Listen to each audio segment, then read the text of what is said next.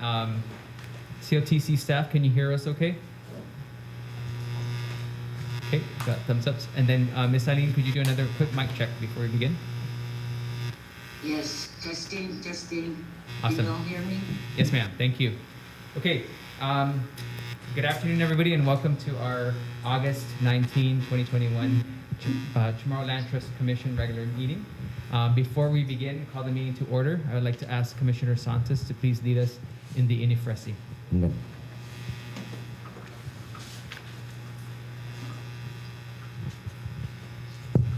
Inifresi. Gini mas takilo, gina sopu, mas takalom di coraçonhu, tani mas figo na ni nasinahu. O fresen mais ato.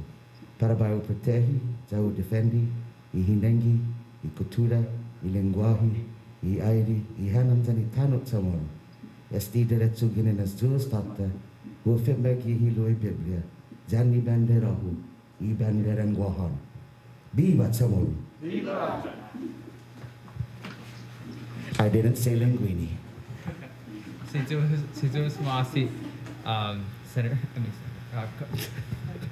Commissioner Santos. This must it. Okay, the time is 1:19, and I call this meeting to order. Regular August 19, regular meeting for the CHamoru Land Trust Commission. Sorry.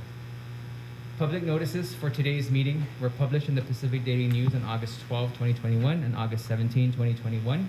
Notices were also posted online on the CHamoru Land Trust website at dlm.guam.gov, the CHamoru Land Trust Commission's Facebook page, and the Government of Guam's public notice portal at notices.guam.gov.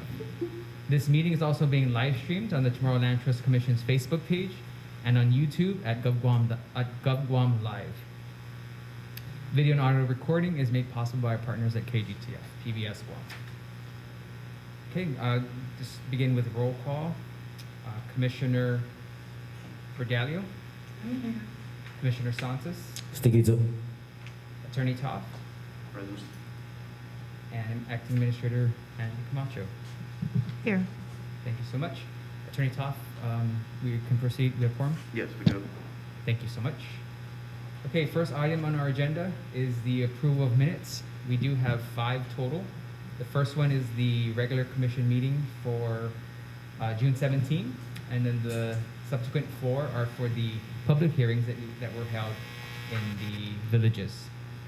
Okay, so I'll give our commissioners a couple minutes, and then we can begin the approval process. Thank you.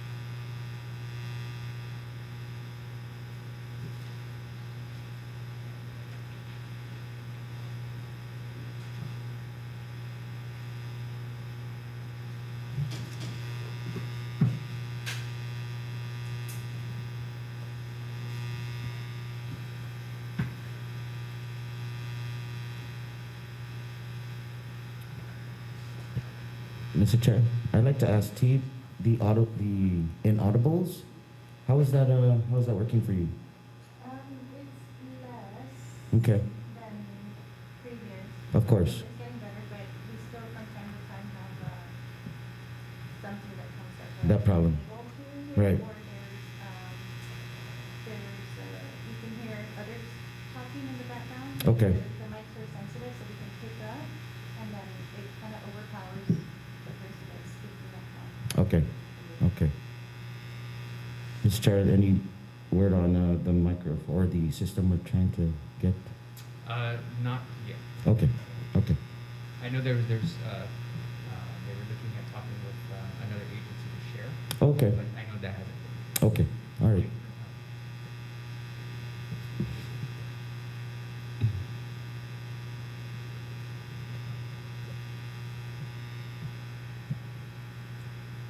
I move that the June 17, 2021 CHamoru Land Trust regular meeting minutes be approved.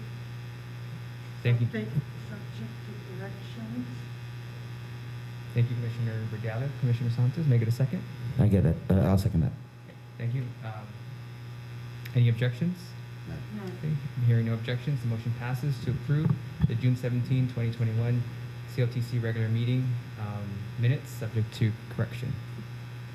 Thank you, Commissioners. Then the next four were from the public hearings that were held for the commercial leases in Derrida, Jigo, Barragata, and Inalahan.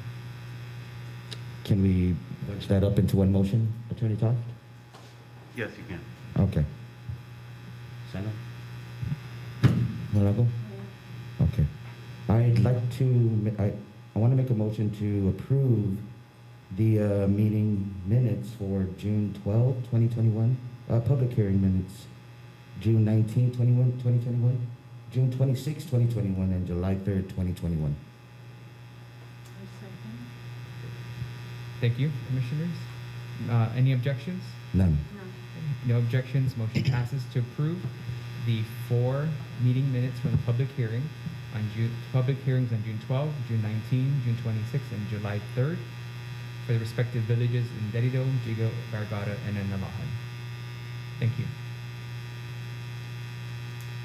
Okay, next up on our agenda is the null and void lease updates, and I will pass it over to Ms. Salu. Hello, Commissioners. Hi, Ms. Salu. Hi, Ms. Salu. Hello, Commissioner Santos. Okay, so as of August 18th or 19th in the case, the null and void cases, no new cases has been brought to the board. So we had 17 adjudicated, 87 are waiting to be adjudicated, leaving us a total of 104. That number remains the same as before. In the time since the last board meeting when we met, 22 applications files were reviewed, and 22 were done correctly. 27 need to be reverted back to the original applicant, improperly transferred over to the current applicant. 2 of the cases actually have leases that were a 7.5, which is transfer of lease after 7 years, was correctly applied. 5 cases were section 9.1 of Public Law 23-38, which is when the original lessee passes away, was correctly applied. 1 case in the case of 9.1 was incorrectly applied. A total of 57 cases were reviewed, plus the 69 in the past that were reviewed, leaving 126 cases so far that have been reviewed. Okay, thank you, Ms. Liu. And these are just the ones that the second part were just for the applications, correct? Correct. Okay, thank you. Okay, I don't have any questions, commissioners. No questions. Just want to commend you guys again for all the work that you've been doing with the null and void cases. Thank you guys so much. Appreciate it. Mr. Cruz, will we be going through the SOPs in this section of the agenda, or would that be you go through that in the further down the line in the agenda? The proposed on how to deal with the null and voids.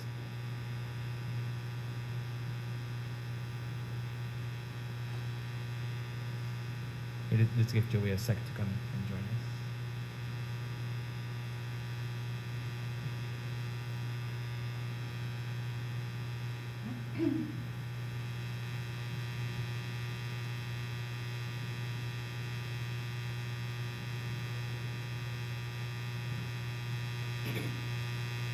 Mr. Cruz is heading over to be live. Okay. No worries. We can, the board can choose to recess it now, or we can wait until the agency update. It's up to us. Okay. You guys wanna go? We do now? Okay, let's go and go through it now since we're in the null and void. All right, so Mr. Cruz, we as part of the attempt to kind of continue to either close out or work on the null and void cases, the 104, correct? This is a proposal for some SOPs that the board could discuss and hopefully vote on a course of action. Is that correct? Yes, sir. Okay. All right. So, commissioners, on your packet, they're labeled Exhibit A, B, C, and D, and they're called the Standard Operating Procedure Process to Adjudicate Null and Void Actions. All right, and Mr. Cruz, I believe, is going to kind of walk through us, kind of give us the summary of each one, and then we can discuss and hopefully we can decide how we want to handle these. Of course, making sure that we also whatever option we choose, that we can either we are able to handle it as a whole, right? And then this will be our standard practice going forward for any of these null and void or switch and transfers. Correct? The null and Null and void. voids, sorry, for the switch.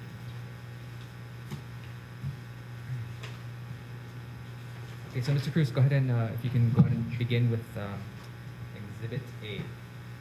To have a better understanding of the null and void listing, the actions that have taken place that have classified the leases issued as null and void are: 1, switch and transfer of application date and time; 2, the transfer of application rights by a living applicant. These cases were deemed null and void through the AG's opinion that was issued, I believe, on May 2018. So the first, or 2018 or 2019. Okay. I'm not too exactly sure of the date. I don't really remember. The first proposed action for the board to consider is that we propose additional authority for the board to allow for such action by way of amending or adding to the current rules and regs, which would give the board authority to authorize such actions that have taken place. The second proposed action is to terminate the leases, revert back application date and time, grant a right of entry for everyone until their date and time is reached for processing. This action is proposed because of prior actions that the board have taken in the past regarding some of the null and voids. The third proposed action is terminate leases, revert back application date and time, CLTC reimburse constituents who have paid for a survey, grant a right of entry to those who have a loan guarantee or constructed a single family dwelling. This is to authorize those who built a house through a loan guarantee or through their resources to construct a single family dwelling to continue to stay in their home, and at the same time revert the application's date and time and then reimburse those who had surveyed and have not constructed a home. The fourth proposed action is to terminate leases, revert back application date and time, process application when date and time is reached, CLTC reimburse constituents who paid for a survey, CLTC execute a payment arrangement with constituents with loan guarantees and allow constituents to continue to reside in a single family dwelling. We don't know the repercussions of what will happen if this proposed action is taken with the financial lenders. They may call the loan, we may have to pay the loan in full, they may honor the right of entry, and the constituents continue to make their timely payments. Nonetheless, whatever action is chosen, if it is chosen today, we will have to go back and review the 16 or 17 that have been adjudicated to ensure consistency in the decision making.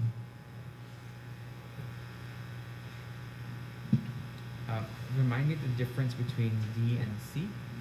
3 and 4. 3 and 4?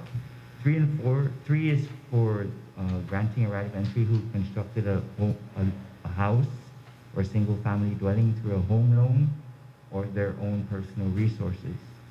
4 is just for a right of entry and a payment arrangement for those who constructed a house with a loan guarantee. Okay. And Attorney Toff, have you reviewed these proposed? Yeah. Yes, I have. Okay.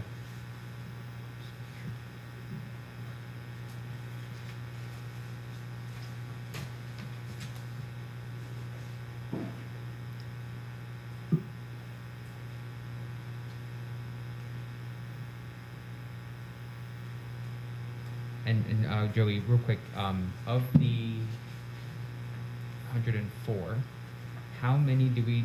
And I think we know this, right? How many have actually have a home, a dwelling, on those lots? I would refer to Ms. Talou. I believe she has that number. Ms. Salu, do you have that? How many actually have a home built? Not off the top of my head, only because each case is different in that we have applicants that do have leases but have not done anything to the property. Or we have cases where applicants have actually built houses, but even when we talk about building structures, not all of them were legally done. Okay. So it just depends on a case by case, on each one. But so far in the ones that I've reviewed, I don't see any structures on there. But then one of the plans is after we do the staff report, but before we take it to the board, we need to do a site inspection to see if any improvements that were done Okay. on the property. Do we know offhand how many have a loan guarantee? As far as I know, in reviewing the cases, just without actually looking in the file, but overview, when I look at the database, I believe only 2 had loan guarantees, and those have already been adjudicated. Okay. We can provide a definite number. Okay. So I think from the commissioner's standpoint, you know, we want to make sure that those that actually have structures, right, that are you know, let's say even concrete or even those that have the loan guarantees, you know, that we don't. We do our best to handle those, right, and not necessarily, you know, kick them off the property or you know, move them off and go find them another spot, right? So I think what we need to consider is you know, handling that the best way possible, right? And Joey, is my understanding that 3 and 4, C and D would address that? I believe Those 3 situations. would address the concern of whether the residential dwelling was constructed with a loan guarantee or their personal resources. Right. And even if it's their personal resources, we do our best to, you know, relocate or reimburse or, Yes. right, based on our assessment and things like that. Yes, sir. Okay. If 3 is chosen, then there will be no liability to reimburse or pay back anybody, whether they use their personal resources or not, because the board will decide to continue to allow them to stay in their dwelling until. Right, that's right. I'm sorry. Yes, they stay within their dwellings. The 4th one would be we relocate them and reimburse them. Yes. Correct. Okay. Sorry. And I guess maybe that's why I keep going back to that, because the write-up.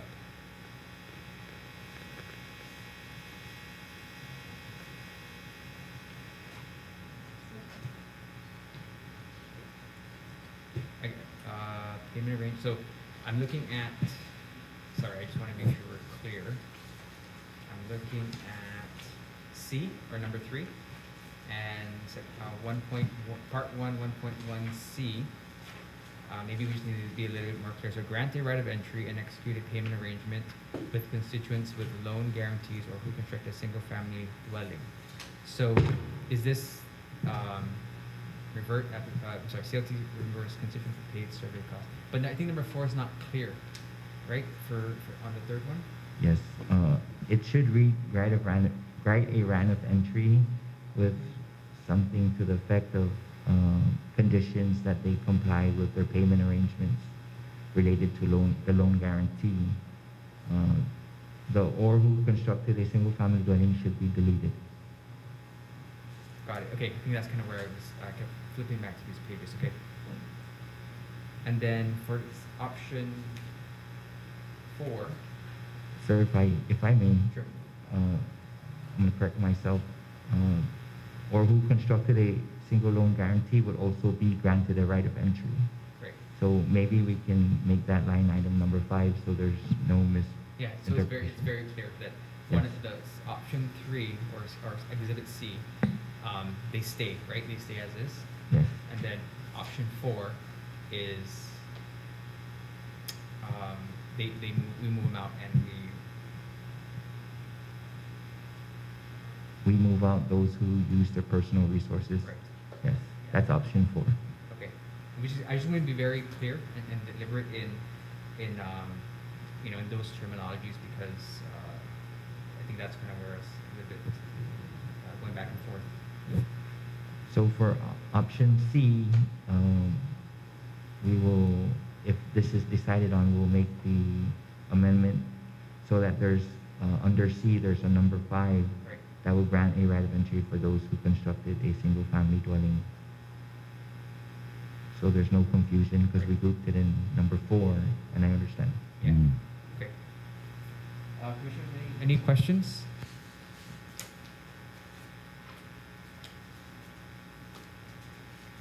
This is going for both the agricultural as well as the residential, right? All null and void. It's any leases that were classified null and void. Okay.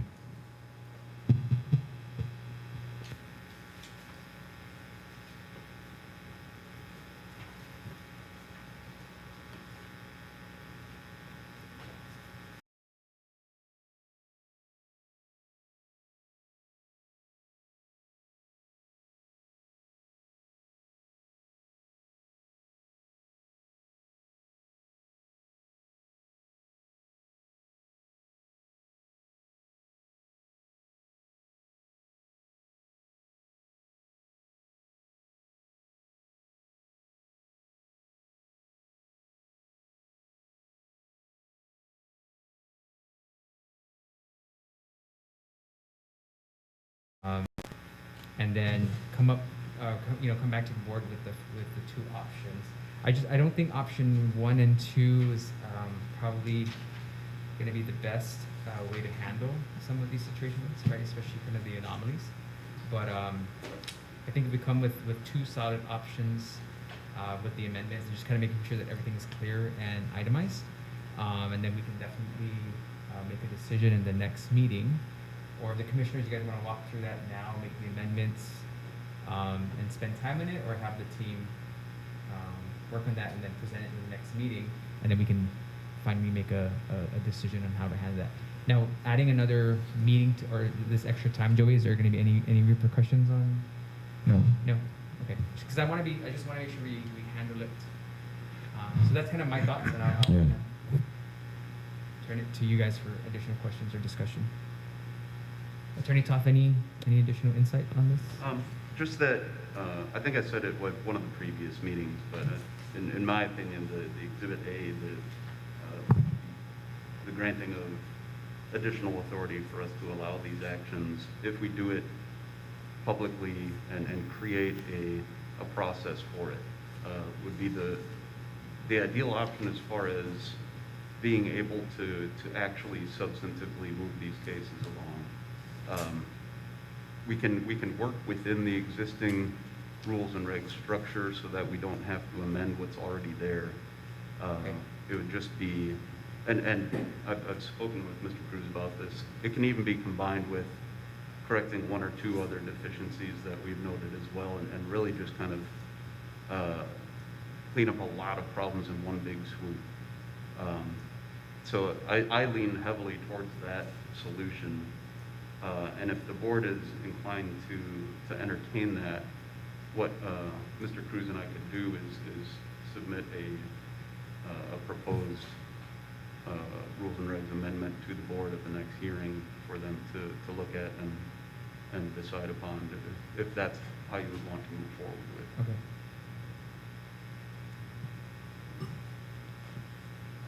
The idea being that these decisions then would still be made before the board in public, you know, nothing just rubber stamped or anything like that.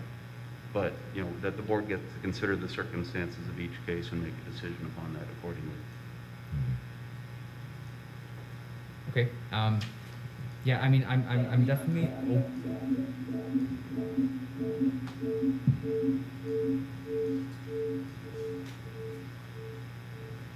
try that again.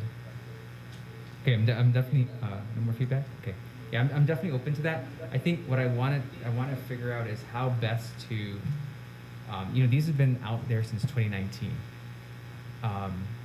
or 2018. So that's another thing, right? So it says May 11, 2019, and the opinion was issued. So I want to also make sure we get our dates in order, right? So I think it's been 3 years, right? And I think it's time to really get this, all these, for the most part, get them resolved and fixed, right? And I think we've I mean, just the fact that we have these details and Ms. Salou focuses on these cases, and we know what we have in front of us. We just really got to get them resolved, right? So, I mean, I'm definitely open to that. Let's come with two options, right? Let's two solid options, and then we can, kind of knowing what we know now, right? And the four that was presented to us, let's come back with two. We can make a decision. So that's kind of my recommendation for the commissioners. But I agree with you. any discussions? I'm good with that. Joe, if you don't mind. We'll now narrow it down to two. We'll work with Attorney Top on his recommendation and number 3 in our proposed recommendations. We'll also provide a total number of how many houses, whether built by a loan guarantee or through their personal resources. We'll also provide a total number of how many people surveyed, because number 3 also deals with reimbursing constituents. So at least we have a estimated liability that we would need to pay out. Yeah. So we'll get that to the next one. Understood. Yeah. And then Ms. Salou, that'd be great if you keep a running track on a spreadsheet. You know, just because as you continue to dig, you don't have to go back into the files. So a running spreadsheet would be great so that you know, we have easy access to them. So I appreciate that. Thank you. Okay. Any other questions, commissioners, on this? No, I just want to suggest that you're going to do it on a case-by-case basis. You let us know what the problem is, and then the solutions, and the recommendations. Yeah, the idea is that it would be creating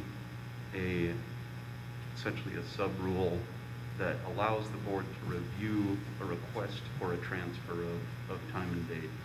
And we would make it have to be, you know, extraordinary circumstance. And so they can present their case before the board, and then the board would vote on each of these, whether to approve it or not. Okay. That's the basic thought behind it. Yeah. And if I'm not mistaken, we'll have to run it through the AAA process? It will go through the AAA process, similar to what we just did with the last rules and regs amendment. Okay.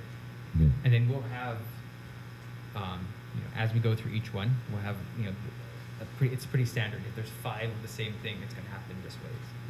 Right? Okay. I think the root of, or the cause of the null and void would be the switch or transfer of application type, or the transfer of application rights by a living applicant. I think also Mr. Toff's regarding situations would be like an emergency, almost in a sense, right? Yeah, I think we can set the standard how we want it, but I would recommend some sort of circumstances beyond just a normal day-to-day happenstance. Okay. Okay. All right. Sounds good. So, any other questions? Okay. Let's go ahead and we'll look forward to that in our next meeting. 2 options so that the commissioners can decide, and we can continue to make progress on this. Okay. All right. Thank you. Thank you, Ms. Lydia. Thank you, Ms. Lydia. Thank you, Joe. You're welcome.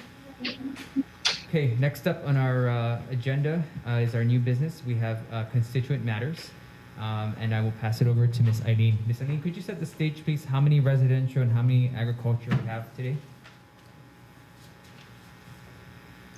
We have four residentials and one agriculture. Okay. The first applicant up would be Johnny Franklin Navarro, and that's Joanna's case. Oh, okay, yeah. So actually, Miss Eileen, we're gonna switch out and we're gonna have which case? Shimazu will be first. Okay, so Annette Shimazu is residential. And whose case is this, Miss Eileen? This is Tina. Sorry? Yes, sir. Okay, thank you.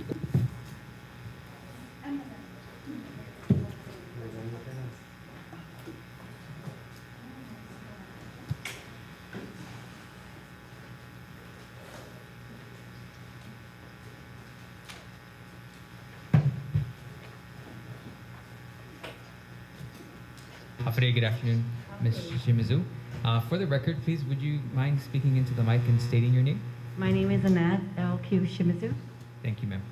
Okay, and we'll turn it over to Tina. Hi, good afternoon, commissioners. So we have before you today Ms. Annette Shimazu, and she is a residential applicant. She does have a lease for location on lot 29, block 10, track 9210, phase 1 in Jigo. The lot size is not indicated on her lease. However, she signed her lease on January 23rd, 1997. The lease is not recorded. She is not a preoccupier. LUP is not applicable. And the request today is for a new lease issuance for lot 10125-11-11. Am I talking too slow?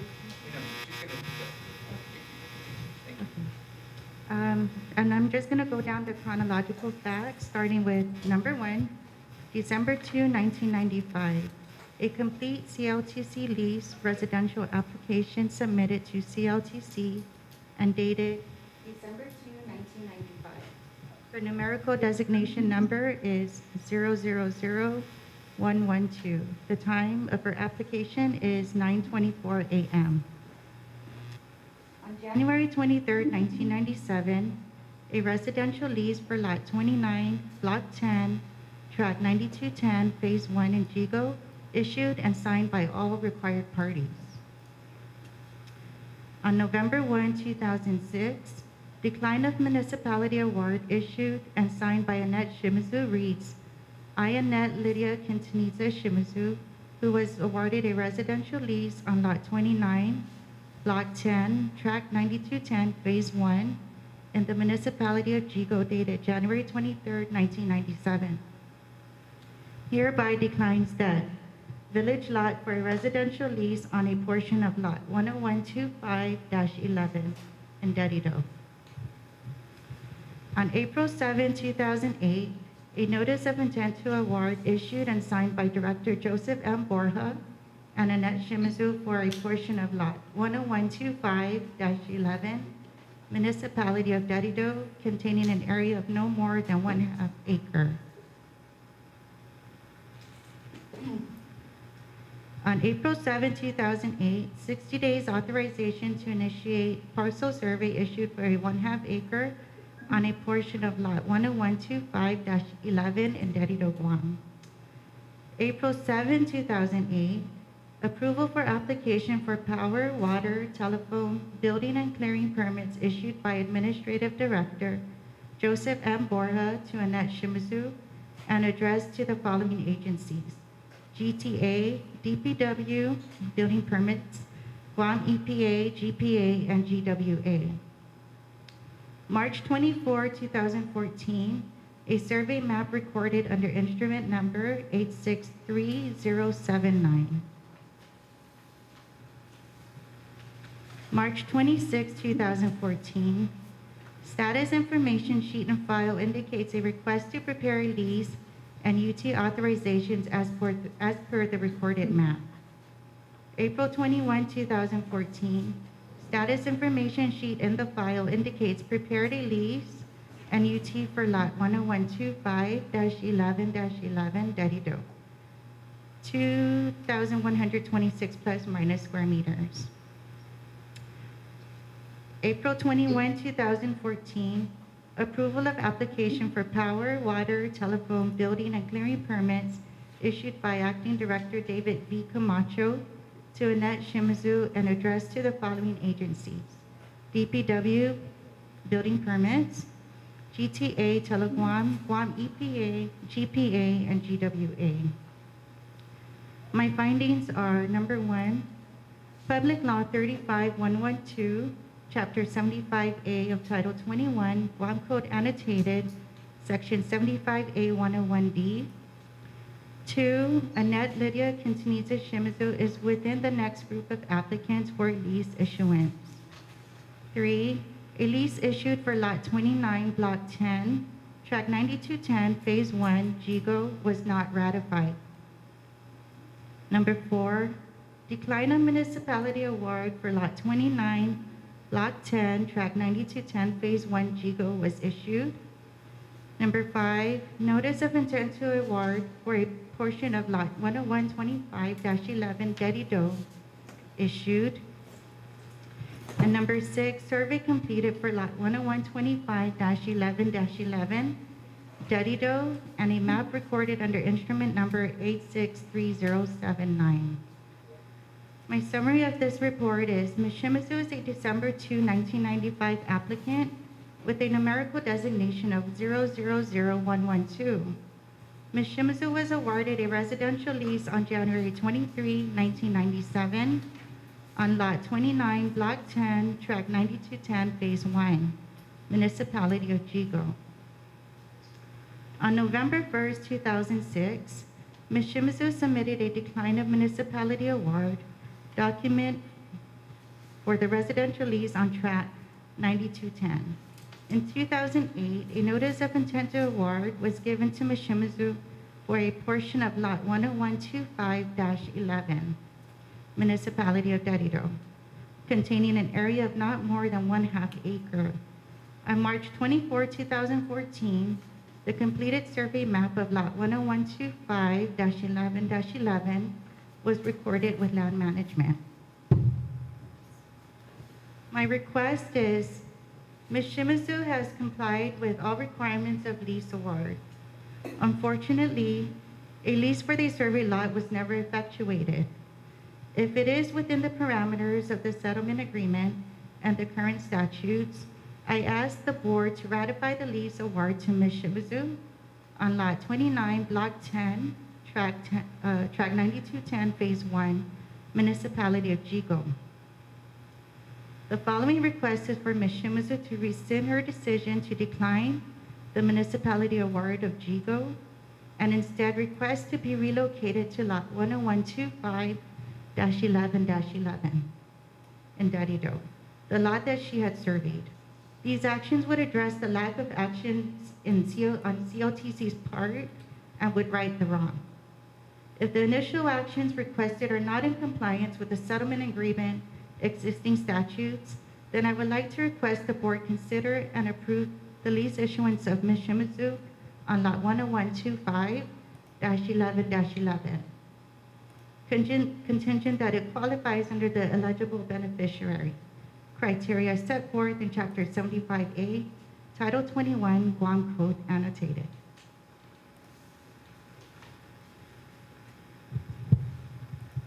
Thank you.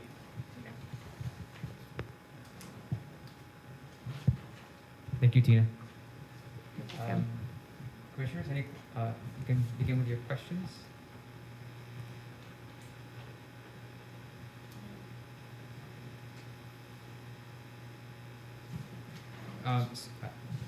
So everything falls in place, in line too? Yes. Right. Okay, I have one question, Commissioner Santos. Do you have any questions, ma'am? No. May I? Yeah, please. So between 2008, I guess I'm just kind of now wanting to understand the lapse in time, right, between 2008 and 2014. What was that? Why was there such a 6-year gap in that?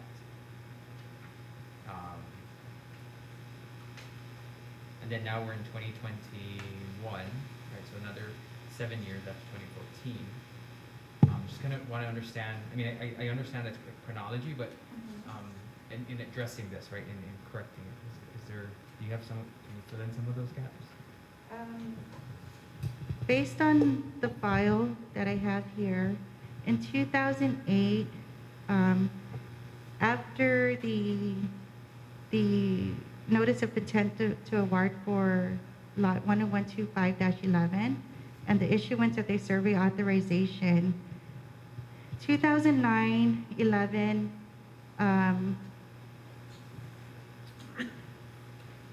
there was some notations from previous land agents saying that they followed up with the surveyor, and it was in 2009 when the map was completed.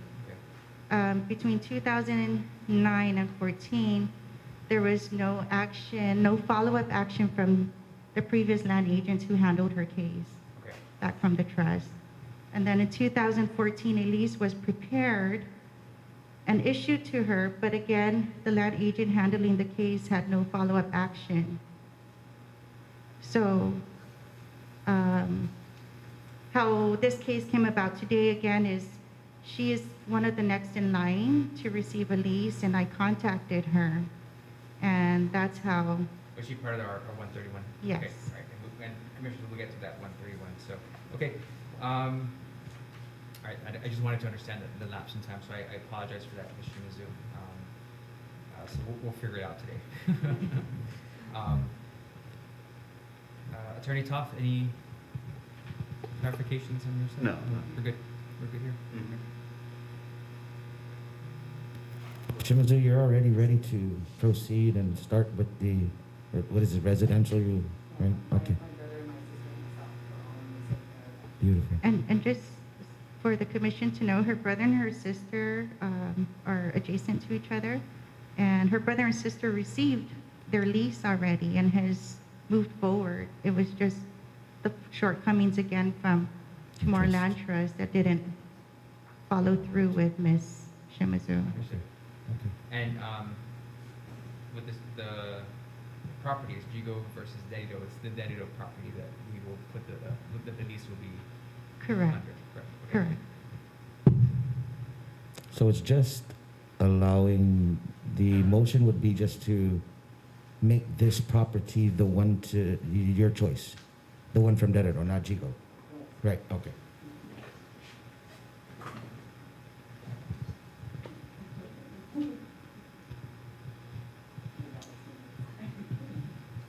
I was just wondering on the survey, the lot was 10125-11, and the survey was done, and they added the 11. It was a portion of, she was given a notice of intent to award and a survey authorization for a portion of lot 10125-11.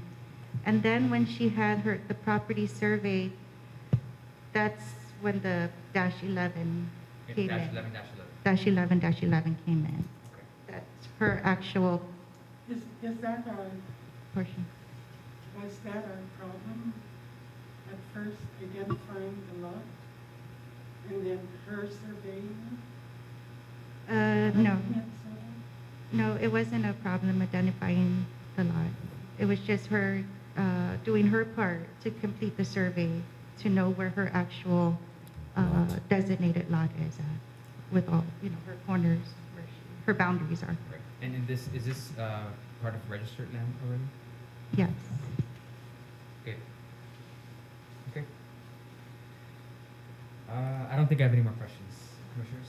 None. All right, and we can move to action. So So Tina, maybe if you can clarify what the action or motion would be for this, right? Because there's a request kind of in two parts, which is kind of a little bit confusing to me. Okay, so, But I want to make sure that for when, you know, when we make when the commissioners take the action that we okay. we're clear. So the first request is actually in two parts, which is to ratify the lease for Lot 29, Block 10, Track 9210, Phase 1 in Jigo, and then request for Ms. Shimazu to rescind her decision to decline that Jigo lot and instead request to relocate to the property that she actually surveyed, which is Lot 10125-11-11. Okay. So so the first request is two parts. And then the second one is if the commission chooses not to ratify the lease, not to go with the first request, then the request would be to settle, to issue her, grant her a lease based on the new qualifications, the 75A. Yeah.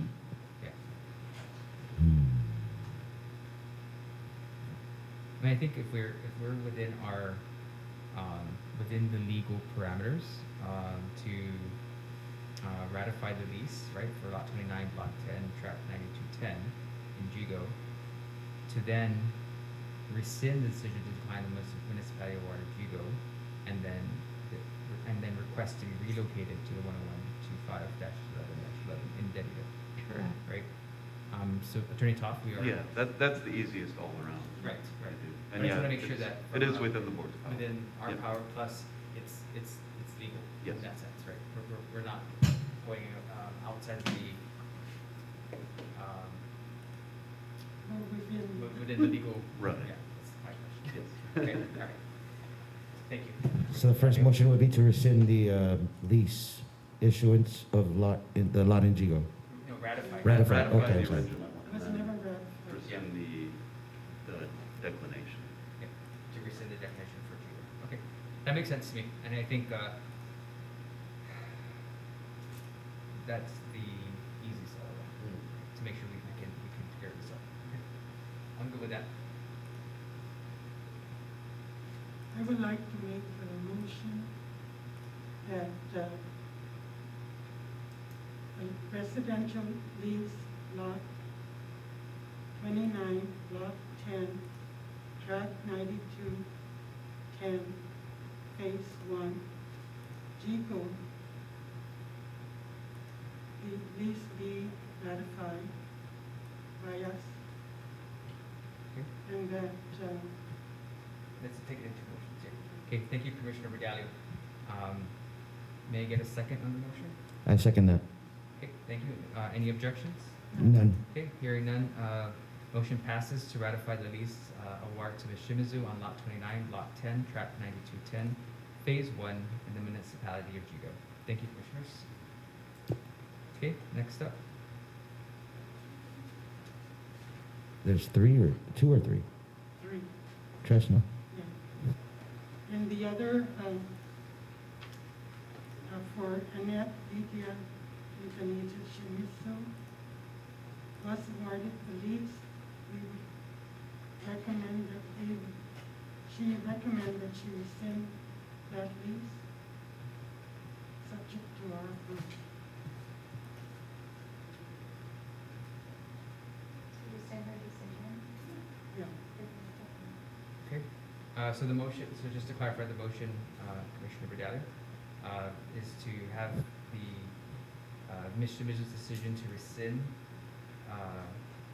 her decision to decline the municipality of Jigo and instead be relocated. Can you mention or state the lot?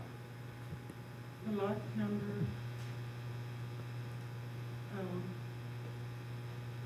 In Jigo? The date of- yeah, the date. Okay. Lot 10125-11-11.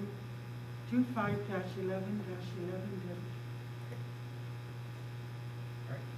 Tina, is that, Joanna, are we good with that motion? Can you just restate it? Okay. Can you just restate it and Sure. then, Okay, so. just for clarity? And Yes, then- okay, just for clarity. Okay, so on the motion, to rescind, Ms. Shimazu's decision to decline the municipality award of Jigo and instead request to be relocated to lot 10-125-11-11 in Bettyville. Okay, So moved. thank you. May I get a second? Second that. Thank you. Any objections? None. Okay, motion passes. Thank you. Okay? Congratulations, And that's Ms. it, Tina? That's it. Okay. Yes. All right. Thank you, Ms. Shimazu, and we appreciate your patience, and I'm glad we Yes. could resolve this for you today. Yes. Thank you.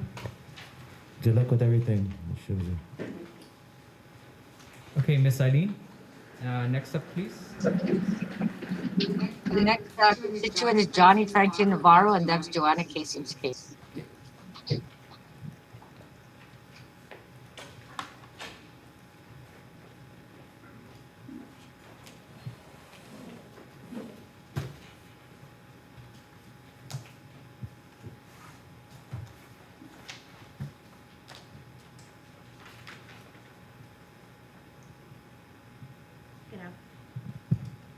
Hello. Hi, Joanna. Good afternoon, commissioners. Good afternoon. We have Mr. Navarro online with our Google Meet. So as you move forward, the request today is for a relocation of property from track 1022, block 11, lot 28 Dedado to track 10316, block 11, lot 28 Dedado, and for an issuance of a survey authorization. Okay. And Joanna, sorry to interrupt you, but for the record, Mr. Navarro, could you just state your name and that you're so that we know that you're on our Google Meet online?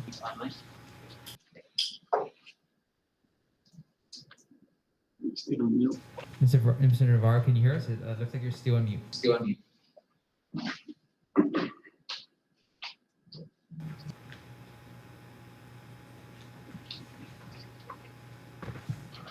He may be out. Is he still on mute? Okay, so Mr. Navarro, when you get a chance, could you just unmute and we'll proceed, but if you can just unmute and Okay, can you hear me now? yes, sir. Thank you. Yeah, this is Johnny F. Navarro. Thank you, sir. Okay. Good afternoon. Good afternoon. Good afternoon. Sorry, I'm still at work.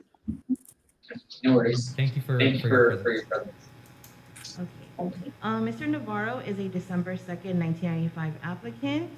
His numerical number is 00301 as a residential. He was issued a lease under 1022 with that lease signing date January 23, 1997. It was an unrecorded lease, and it wasn't surveyed within this tract 1022.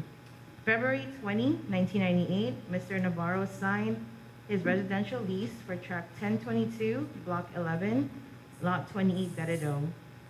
January 13, 2003, Mr. Navarro requested to relocate to Umang Agate, no reason mentioned. October 30, 2019, Mr. Navarro requested to meet with a land agent. However, he requested to reschedule his appointment for sometime in November 2019. November 8, 2019, Mr. Navarro was unable to show up for the meeting pending a reschedule. July 23, 2020, Mr. Navarro, following up on the status of his request for relocation, as well as a correction to his property tax assessment. December 11, 2020, land agent Lydia Tulu advised Mr. Navarro that she is waiting for legal counsel's advisement regarding relocation. December 24, 2020, land agent Lydia Tulu met with Mr. Navarro to discuss options for relocation and to work with Guam Housing Corp regarding their loan program. April 26, 2021, myself and Miss Eileen did a lot showing with Mr. Navarro on track 10316, block 11, lot 28 Dedado. With the exception, he accepted this lot. Based on our findings, within Public Law 23-38, Section 5.6C, an applicant who is awarded a lot shall be able to decline lots in 2 different villages. After declining a third award, an applicant's name shall be removed from the waiting list. Public Law 23-38, Section 6.1, residential tract leases, awards, Section C, lot size for a residential tract lease to be awarded shall be not less than 10,000 square feet with public sewer connection available, nor less than 1/2 acre with no public sewer connection available. But in neither case shall be more than 1 acre, or lot size for a residential tract shall be specified by zoning, subdivision, environmental, or administrative policies, but in no circumstance may the area exceed 1 acre. Also, Mr. Navarro was on our resolution 2018-08 as one of our ratified lease lessees. And also, the findings based on the re-subdivision survey map of tract 1022, formerly known as lot 10125-9, municipality of Deredo, compiled by Candido Castro, RLS number 48, under 133 FY 93. These lots were created at about 450 square meters. However, this number does not meet the EPA requirements in this area because there's no available sewer within 100 to 200 feet. Mr. Navarro is aware that power and water is not available within 100 feet to the designated property. At this time, COTC is working on doing the reconfiguration of this tract to allow proper requirements that is needed for residential leasing to our COTC constituents. To sum it all up, Mr. Navarro has been anxiously waiting for a property from CHamoru Land Trust. Due to all the setbacks and failed attempts to conclude the map issues within tract 1022 Deredo, COTC has allocated a different lot for Mr. Navarro within tract 10316 Deredo. Mr. Navarro can now enjoy his CHamoru Land Trust property and move forward to building something for himself and his family. Thank you, Joanna. Okay, and so, so right now, I mean, just kind of going through the chronology. The gap in, again, I'm going to go back to the gap in time, right? So you kind of gave us the details there, so I appreciate that. And in essence, what we're tasked to do is decide on the relocation for Mr. Navarro to 10316. Yes, sir. Block 11, lot 20. Yes, sir. Okay, just wanted to. Okay, commissioners, any additional questions?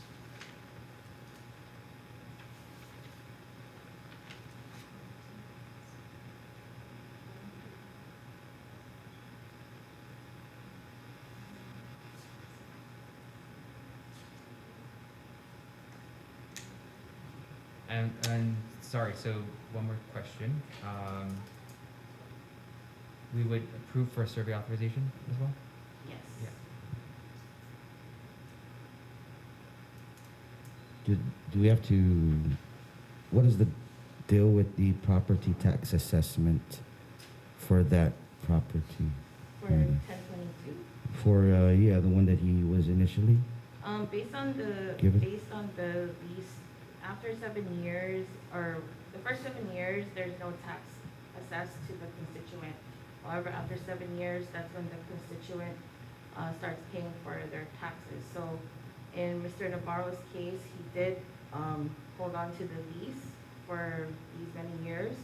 So moving forward with him to relocate to this other property, he would still have to assess those tax fees for the past.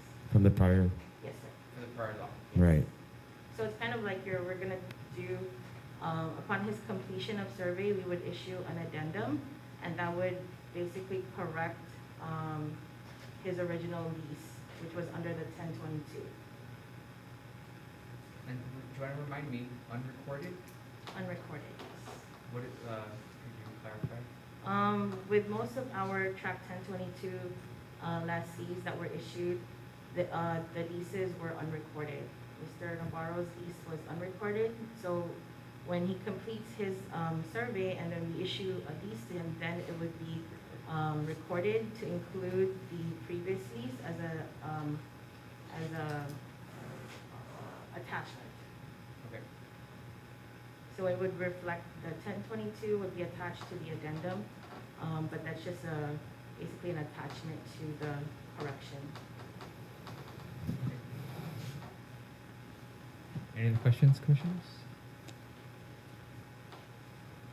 Nothing, Mr. Chair, from me. Thank you. Commissioner Verdiale? Okay, if no other questions, then commissioners, we can take action. Sorry, real quick, Attorney Toff, I was gonna pivot over to you real quick. Any issues on this one? No, that no we need to be issues. aware of? Okay. Okay, commissioners? It's just relocating, right? Yeah, just to relocate and with Survey. survey authorization. With survey authorization. I will make a motion to relocate Mr. Johnny Franklin Navarro to tract. Do I have to state the prior? No. Just whatever the end, the bottom is, right? John? To tract 1031-6, block 11, lot 28, indebted over half acre, as well as allow him a survey authorization. Thank you, Commissioner Santos. Right. May I get a second? Thank you, Commissioner Verdiale. Any objections? None. Okay, no objections. The motion passes to approve the relocation of Mr. Johnny Franklin Navarro to tract 10316, block 11, lot 28, in Dedido for half acre, as well as a survey authorization. Okay, thank you, Joanna. Thank you, Mr. Navarro, for your time. Thank you, Jana. Sir, you're on mute. Sir, you're on mute. Can't hear Sorry, you. we can't hear you.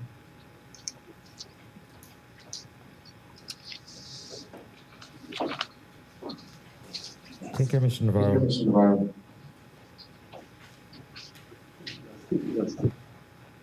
Okay, thank you, sir. And if you can still hear us, definitely work with Joanna, and we'll continue to progress with your case. Thank you, sir. Okay, Miss Eileen, next up, please. Next constituent is Maria Beneventi Galura, and that's Tina's case. Okay, thank you. Thank you.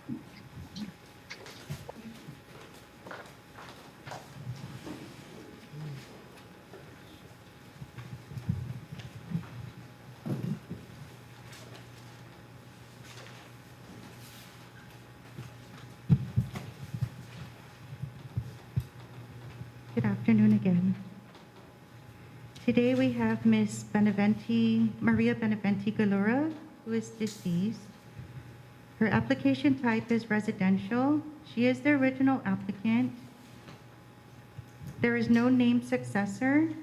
She was a priority one. And all the way down to letter K, the issue is applicant deceased. Chronological facts. On December 2, 1995, complete CLTC residential application submitted to CLTC and dated December 2, 1995. Numerical designation number is 000127. The time of her application is 9:34 a.m. May 16, 1997, a letter in the file from Maria Galura's daughter, Christine L. Beneventi, informing CLTC that her mother, Maria Galura, is deceased and she too has submitted an application and has received a property. Therefore, it would not qualify her to assume the rights of her mother's application and requested to have it given to her daughter, which would be the granddaughter of Maria Galura. On November 4, 1997, a letter from CLTC addressed to legal counsel Randall Cunliffe regarding the legal opinion on transfer of application rights of the deceased applicant. On November 7, 1997, a response from legal counsel Randall Cunliffe to CLTC states, the request is more than 180 days from the date of death of Maria Galura. And under the rules and regulations, the request must occur within 180 days of the death. or the application is automatically terminated. And Maria Beneventi no longer has application rights, and therefore they cannot be succeeded. May 27, 2014, a letter to Maria Galura, Cara Christine L. Beneventi, regarding the CLTC application and to contact the CLTC office was requested. On June 9, 2014, letter regarding CLTC application was prepared and mailed to the address listed in the file and database. My findings are: number 1, Public Law 23-38, Section 5.8, Transfer of Application Rights. Request for succession to application rights shall be made to the Commission in writing no later than 180 days after the applicant's death. Otherwise, the application will be canceled and the applicant's name removed from the waiting list. Number 2, no named successor listed or provided in the file.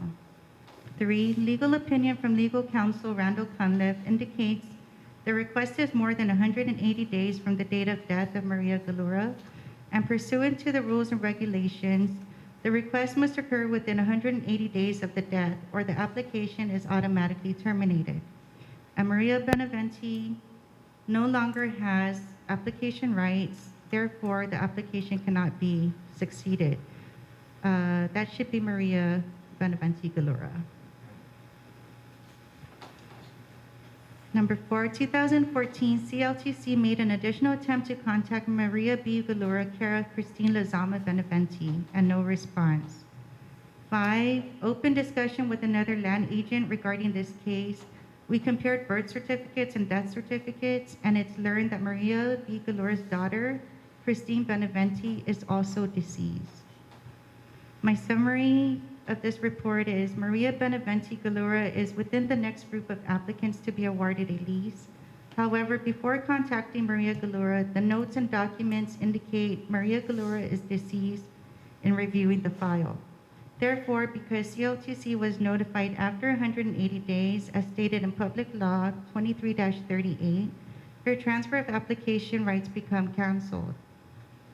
The request is for CLTC to terminate the application based on Public Law 23-38 regarding the 180-day notice of an applicant's date of death and legal opinion already made, with an additional attempt by CLTC to contact the applicant or her daughter and not receiving any response. Thank you, Tina. You're welcome. Cool. And so, given those, the 100-day notice, but also we know that the daughter, Christine Beneventi, is also deceased. Christine Lazama Beneventi is also deceased. Yes. Okay. All right. Any questions? Just wanted to clarify that. Okay. None. Yeah. All right. So let's go. Let's go ahead and take action. It's the first case we're gonna do. Yeah. Yeah. Like this, right? And team, I mean, no other response has come from any other family member of those? No other response that came in within the 180 days after date of death. The only one that came in was her daughter Christine, Yeah. but it was also after the 180 Yeah, days. yeah, Yeah. Okay. And we checked, there is no named beneficiary or Okay. successor Okay. listed in the file as well. Okay, thank you. Sana? I would like to make a motion that the CHamoru Land Trust Commission terminate the application of Maria Beneventi Galura,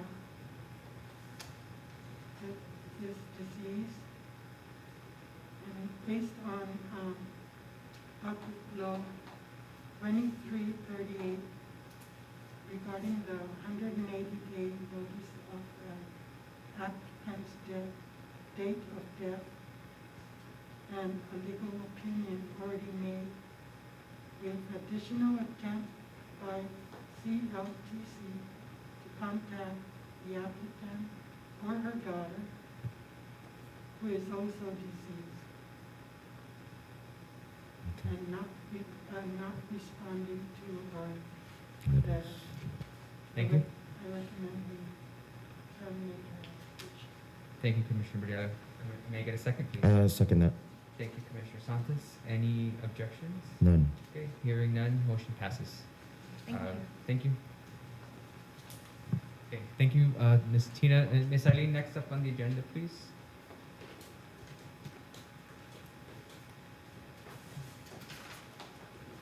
The next applicant is Frank Anthony Cruz, and that's Joanna.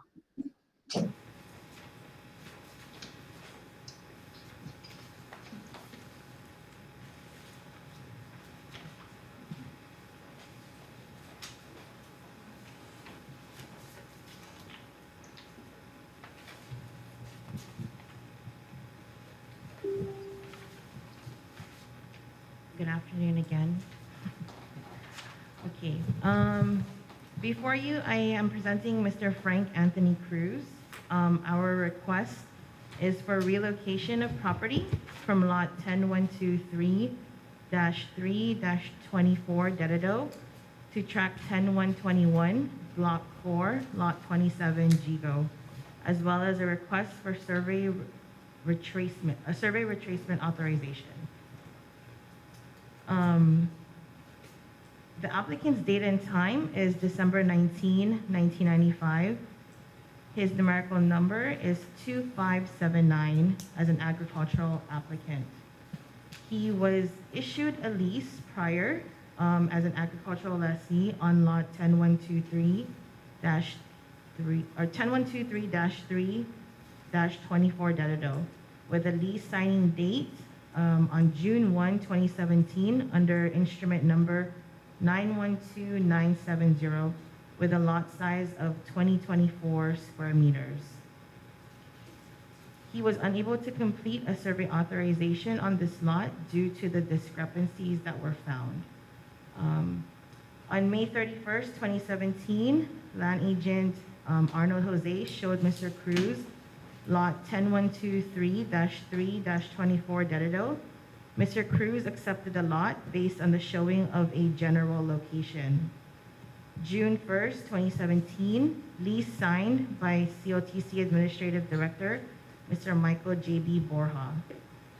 September 27, 2017, an agricultural lease was recorded with the Department of Land Management under instrument 912970. On February 12, 2018, land agent John Gumatautau indicated on his status information sheet that Mr. Cruz's lot is within a ponding basin. September 20, 2018, COTC Board of Commissioners approved to ratify the COTC lease listing to include Mr. Cruz on that. February 11, 2019, Land Administrator Margarita Borja indicated on the status info sheet to relocate Mr. Cruz based on the notes of the property being within a ponding basin. May 10, 2019, Mr. Cruz came into COTC office for a follow-up on his relocation request. December 29th, I spoke with Mr. Cruz regarding his relocation request. Mr. Cruz opted to stay up north or near his area, with further research to be conducted to validate availability of lots. May 21st, 2021, an aerial view showing with Mr. Cruz of a tentative lot for relocation within tract 10121 Gigo area was conducted. June 11, 2021, land agents Glenn and myself did a showing with Mr. Cruz within the tract 10121 area. Based on our findings within Public Law 23-38, Section 5.6C, an applicant who is awarded a lot shall be able to decline lots in 2 different villages. After declining a third award, an applicant's name shall be removed from the waiting list. Also, he was part of the Resolution 2018-08 under the ratified lease listing. Based on all of the findings here, Mr. Cruz has been waiting for COTC to accommodate his request to relocate him to a suitable property where he can grow his crops for him and his family and possibly build a small dwelling in the future. CHamoru Land Trust was able to assist Mr. Cruz in finding a piece of property within the tract 10121 area pending his survey completion.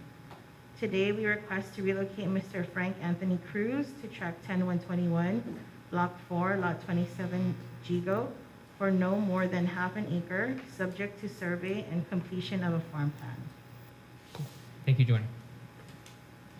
Commissioners, any questions? No. No? Okay. I think that's everything. So it's only a half acre that we're looking at. Okay.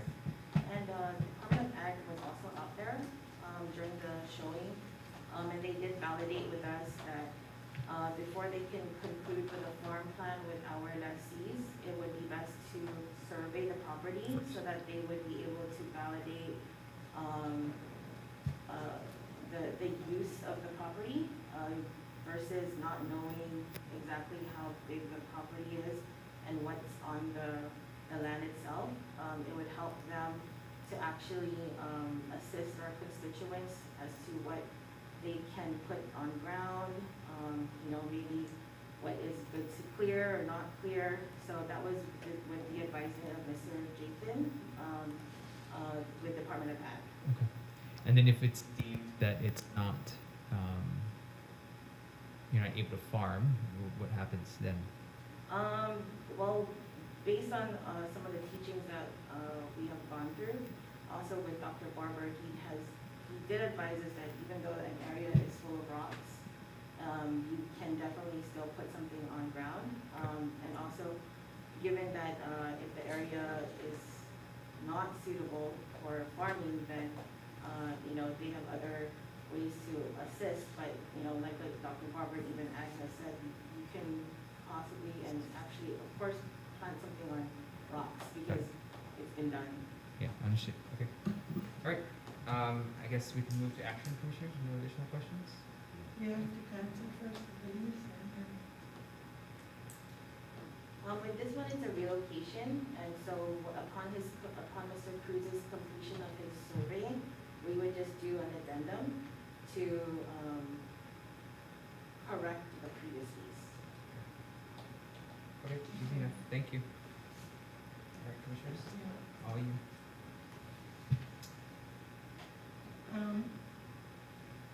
I would like to make a motion that Frank Anthony Cruz be given tract 10121, block 4, lot 27, Chico, no more than half an acre, which is subject to survey and completion of a farm plan. Thank you, Commissioner Berdalio. May I get a second? I'll second that. Thank you, Commissioner Santos. Any objections? None. Okay, no objections. Motion passes for the request to relocate Mr. Frank Anthony Cruz to tract 10121, block 4, lot 27 in Gigo for no more than half an acre, subject to survey and completion of a farm plan. Okay, thank you, Joanna. Thank you, John. All right, next up, Miss Eileen. Okay, the next one is Jose Taichinku Sayama, and that was also tabled in the previous meeting. So Lydia is going to, that was Glenn's case, but Glenn's on leave, so Lydia will be taking over for Mr. A. Thank you. Good afternoon, Commissioners. So in the past, Mr. Sayama, his case was tabled. It was a request to amend the previously approved reimbursement of taxes that were done. And it was tabled because Mr. Sayama was requesting to terminate his application, and we were waiting for his notarized letter. Since that time till now, Mr. Sayama has changed his mind and wants to continue to keep his application alive, yet he has no interest in taking over the tract in 9210 that his lease was issued for, that he never signed. So he's requesting for reimbursement in the amount of $570.99 from the original amount, which was $539.23. Okay, so I want to be clear. So So does Mr. Sayama want to keep his He application? wants to keep. Yes, he wants to keep his residential application. He just does not want the lot in track 9210 that his lease was to be issued for. Okay. And so, so there's a couple moving things here, right, Ms. Lydia? So we at one point had to retract our motion.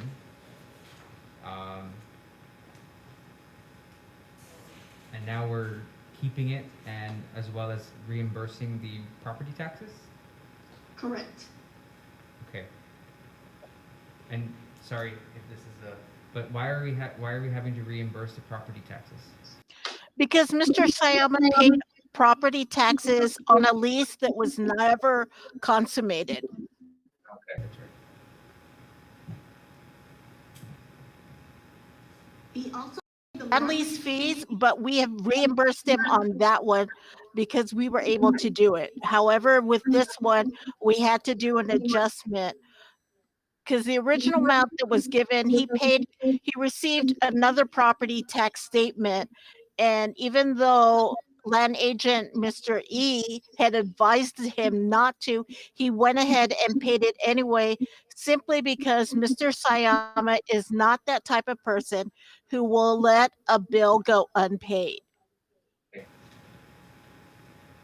Okay, understood. Thank you. So again, just to repeat, there's no his application stays intact. We're just making sure that we reimburse him for the property taxes. Yes. Okay. Okay, commissioners, I think it's pretty straightforward. Any questions?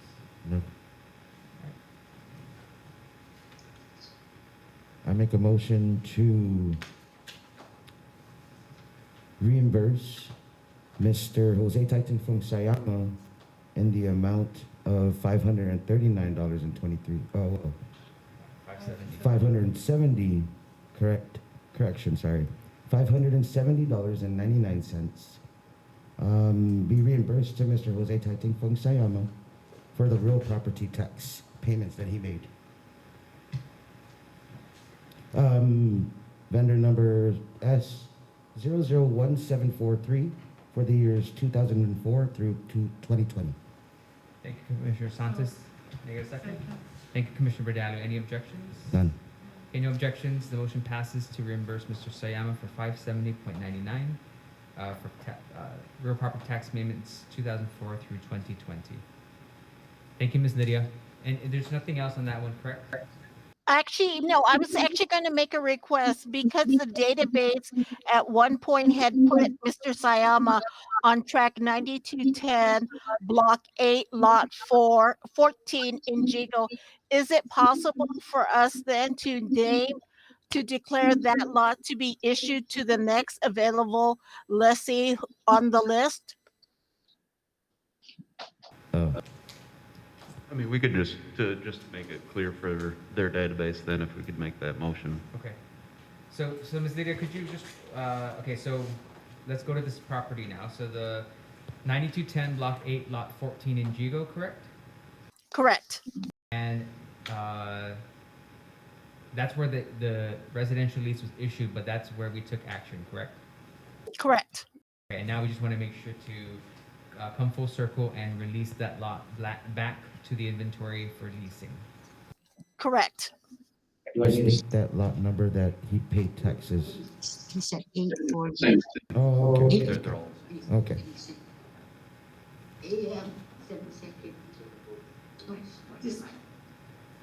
It's track 9210, block 8, lot 14, 14. 1-4, yeah, 14 in Jigo. Okay. Yes. Okay. But I believe Miss Irene wants to say something. Yes. Okay, for that lot, I think we should just hold off on it and not put it up to be distributed because Mr. Sayama is on December 2nd at 8:43 a.m. So he's on our listing, the current listing that we were working on now. So he might just come back as well. He wants that same lot. Actually, no, Mr. Sayama, from what I understand, he has no intention of taking that lease. And I believe he's hoping that when he passes away, that his application rights will go to his named successors. Because as it is, he cannot transfer his application rights, nor they want to get a lease because by continuing a lease, he would be continuing to pay property taxes. So by him letting go of the lease, but keeping his application rights upon his death, those application rights can be transferred to his named successor. I go once they qualify under 75A. And do we have information, Ms. Talu, of his named successors? Not off the top of my head, I don't. Hold on, let me check the database real quickly and see if he has named somebody. Okay. Now, okay, so what I don't want to do is get this to, as you're checking that, I just want to talk to the commissioners, right? Let's not try to make this more complicated than it already is, but Just let the property release it. yeah. So, Miss Eileen, are you still there? Miss Eileen, they're calling you.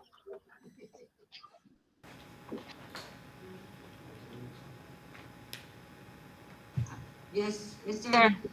Hey, Miss Eileen, so yeah, your recommendation not releasing this back into the inventory with the, again, maybe conversations that Mr. Sayama doesn't want to,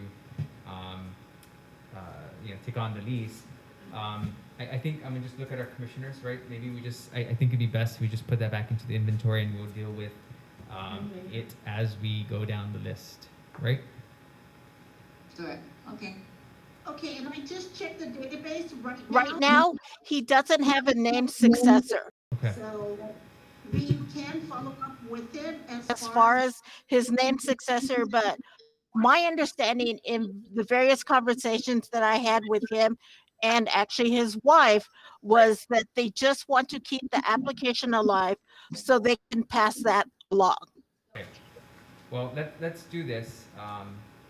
Again, as long as that's that's on the record, I would recommend that we kind of that plus put the land back into inventory. Yeah. Okay. All right. Attorney Top, any issues there? No. Just to be clear, right? Okay. We can do that. Okay. Okay. Let's go ahead and wrap that up. 1 second. Tina? Can we just get somebody to second the motion that was initially made? For the fees? Yeah. It Yes. hasn't been seconded. Yes. Or did I hear it? Yes, Okay. yes. It was, yes. Okay, sorry. No worries. Commissioner Santos? You want to make the motion to put the land back in the inventory? Okay. That is, forgive me, tract 9210, correct? Correct. Okay. I want to make a motion to place tract 9210, block 8, lot 14 in Jigo, back into the CHamoru Land Trust inventory. I second. Thank you. Any objections? No. No? Okay, no objections. Motion passes to put back tract 9210, block 8, lot 14, Jigo, into the CHamoru Land Trust inventory for available for lease. Okay, Miss Eileen? Thank you, Ms. Talu. Miss Eileen? Next up, please. That concludes for our constituents, sir. Okay, thank you so much. You're welcome. Thank you, everybody. That was Thank you, great. guys. Appreciate all the details. Very helpful. Very much. Okay, next up on our agenda is affordable housing, and I'll pass it over to Mr. Cruz and Angie.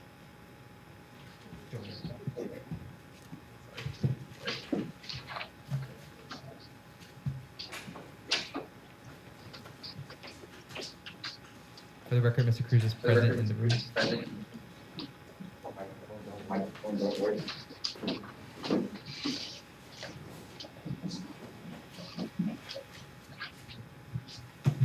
Good afternoon. Good afternoon. Good afternoon, Mr. Chair and Commission members. Good afternoon. Mr. Cruz. The cost to construct a home has increased dramatically due to many variables. As a result, most, if not all, of our lessees have adversely been affected. In response, we have explored options to address and assist our lessees with the financial challenges.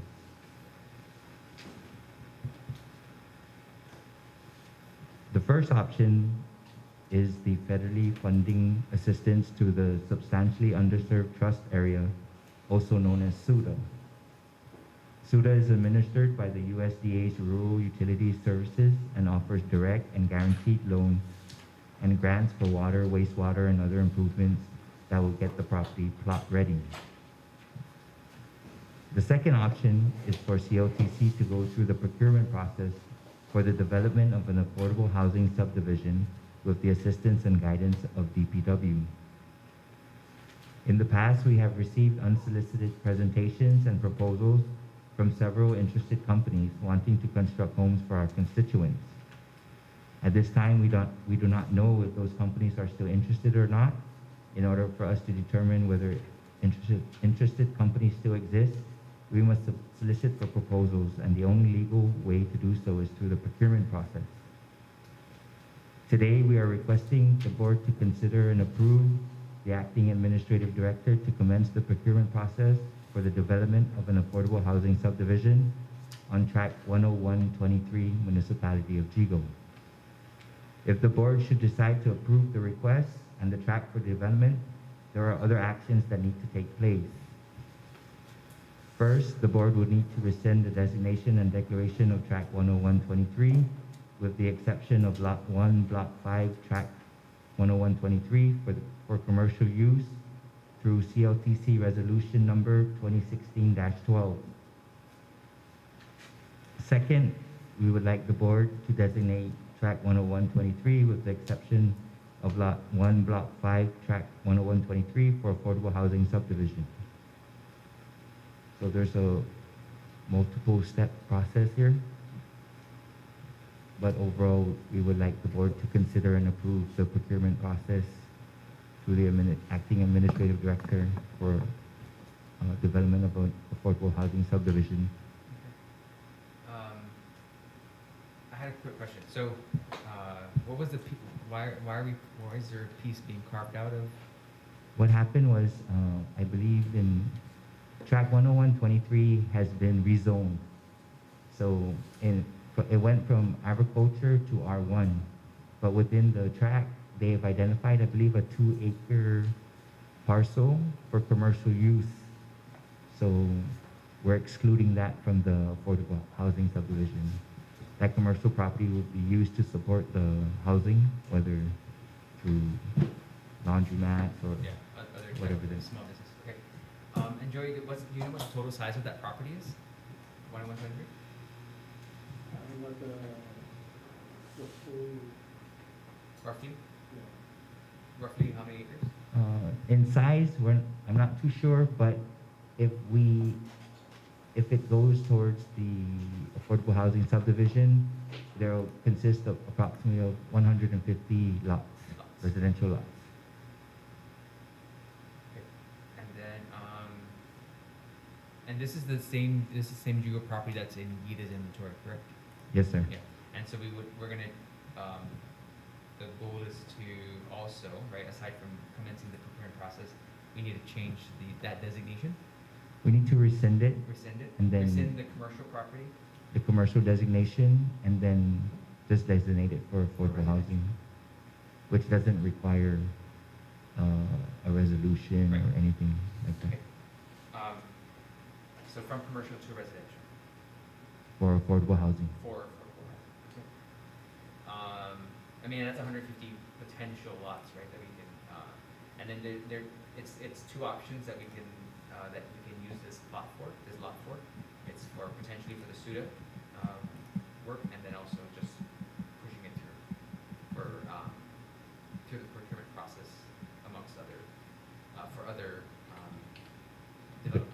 There are two potential options that we can assist our constituents.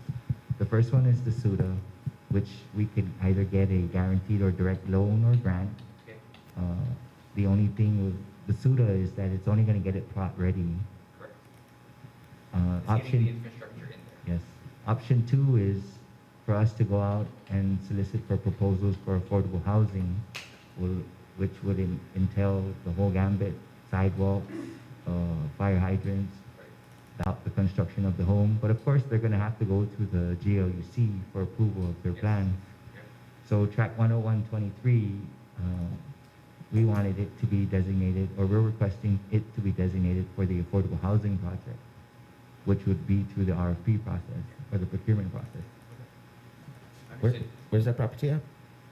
Right across the Jigo Gym. Airco's Gym, and the total area size is 122,000 square meters. 122,000?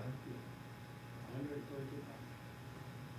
That's roughly 12 acres. 30 something. 929. We can reduce the lot size to the bare minimum, which is roughly 450 square meters. 30 acres,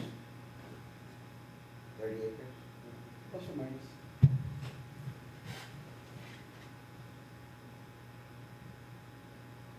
What's there right now, Jim? Nothing. Right now, Guys. there's It's just jungle right now. Okay. But there is a clear entrance that feeds to Paradise Meadows. So in the past, there was an agreement that was made between TRI and the Chamorro Land Trust. If the Chamorro Land Trust gave TRI easement access for their subdivision in the back, they agreed to survey the lots, There you go. the government lots. This is the lot right here. This is the main entrance to Paradise Meadows. This is Paradise Meadows. Oh, nice. So all utilities run on Run that through there easement. already, right? Yes. This is Gain and this is the gym. So there is already power, water, telephone, everything. And that feeds sewer. this Sewer, everything's there. Okay. And then this is the proposed lots that were added for reservation. So that's the 150 lots that we're proposing for the affordable housing, Perfect. or through the affordable housing projects. Okay, this is a big one, Are guys. are we going to build? We hope through the procurement process, only because we've received unsolicited proposals from various companies of interest in the past and presentations. So we are hoping through the procurement process, those companies are still interested in constructing homes for our constituents. So our request is for the affordable housing project that will consist of construction of homes. The federal funds can take care of the affordable housing? The SUDA is only for the installation of utilities and infrastructure to get the plot ready, not for construction of a home. Yeah, so we have a That's couple good, options. that's what PEC for. Yeah. Although the SUDA is just, we're just not putting that on the back burner, because the SUDA can work towards our agriculture tracks, Yeah. to install the power and the water, or other areas that we have designated for residential use. Because even though we're proposing an affordable housing subdivision, some of our constituents may not afford the mortgage or may not qualify. So the alternative is we have other tracts of land that have infrastructure already, a survey done, and they can construct their dwelling based on their financial resources. Definitely a lot of options. Joey, this is obviously registered already and all that good stuff? Yes, sir. Yes. Go for it. Let's do it. This is a big one. So I think this will be, so a couple of things here just to reiterate, Joey, is we have to change the designation from commercial to residential. We, to rescind the designation of commercial. Rescind. And then, will be to allow, or to give the authority to Angie to begin the procurement To process. proceed with the procurement process. Okay. To rescind the designation for commercial with the exception of lot 1, block 5, And can you get lot 1, lot 5? yes. Because that's the 2-acre piece cut up toward, along the road. That's for commercial use. That's Okay. been designated for commercial. And has been rezoned, I believe, Okay. as commercial. That's not our parcel? That's not in our inventory? It's within the tract, but Oh, it's okay. just that it's been already zoned for commercial use. Oh, okay. It's roadside, right? Yes. Okay.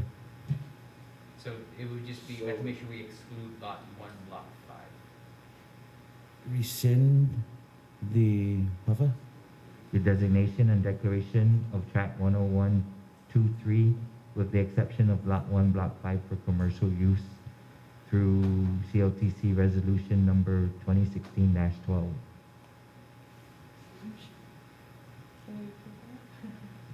What's that mean? 2016-12. Yeah, 2016-12. Can you do Wait, you, I'll share with you my. Thanks, Joe. Thank you, sir. There's a lot of information. All I know is block 1, line 3. yeah, it's all there.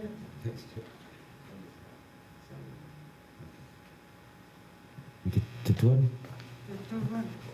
I make a motion to rescind the designation and declaration and with the exception of lot 1, block 5, tract 10123 for commercial use through CLTC resolution number 2016-12.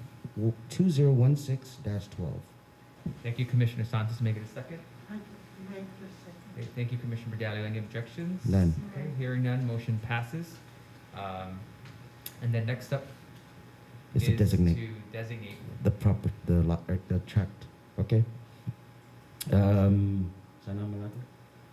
Okay, I make a motion to designate tract 10123 with the exception of lot 1, block 5, tract 10123. Okay. Wait, what did I just do? It's okay, you just repeated the tract, it's fine. Okay, for the affordable housing subdivision. Okay. Thank you, Commissioner Santos. Make it a second. I second. Thank you, Commissioner Berdalio. Any objections? None. Okay, motion passes. And then one more. Yep. And then Oh, the last to one would allow be to give the authorization okay. To the To begin the procurement process. Yes. Okay, I make a motion to allow Acting Director Angela Camacho, the authorization to begin the procurement process for this affordable housing. affordable housing subdivision. Okay, Tina, is that good? Is that good? Okay, thank you, Commissioner Santos.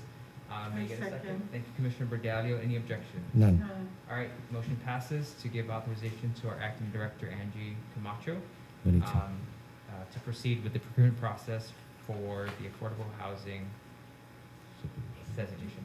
Thank you. Thank you. All right, this is good. Any other questions on this? All right, thank you so much. Okay, the time is 3 o'clock. We have a few more items, but let's go ahead and take a quick 15-minute break. Okay, time is 3 o'clock, 3:15. Thank you.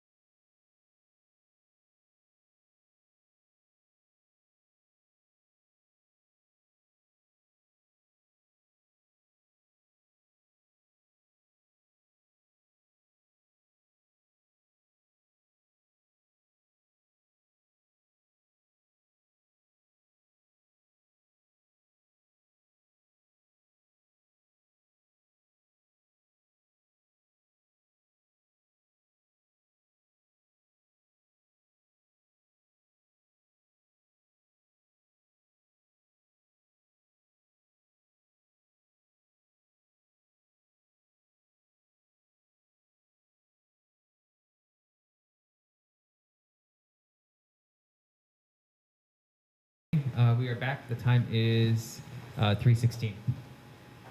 All right, and the next item on our agenda was the GUR presentation, but that is going to be postponed.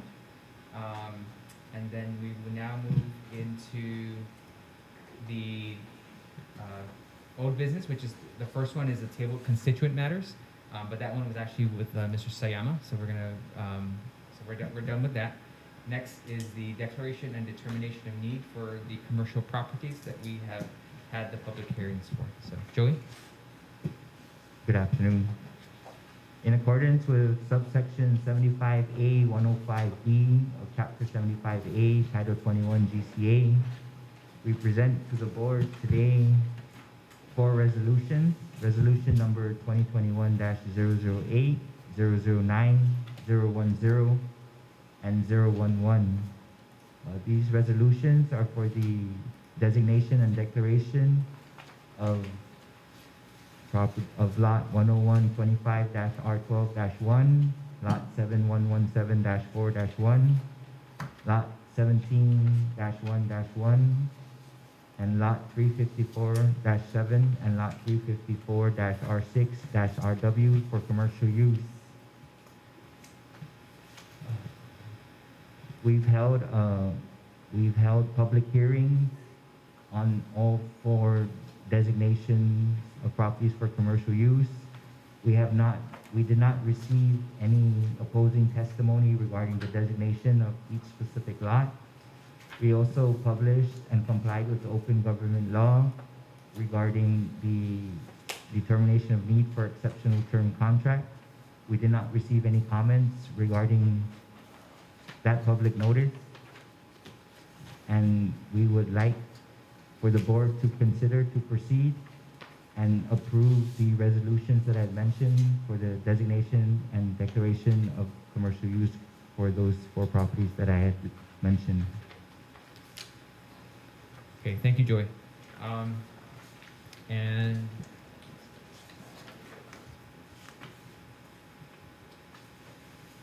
And each of the properties, right, are in the resolution is for the exceptional terms. Yes, it would be, it mentions that there's an intention for an exceptional term contract. Okay. It would also be stated in the RFP that we put up. I believe I put that in the resolution.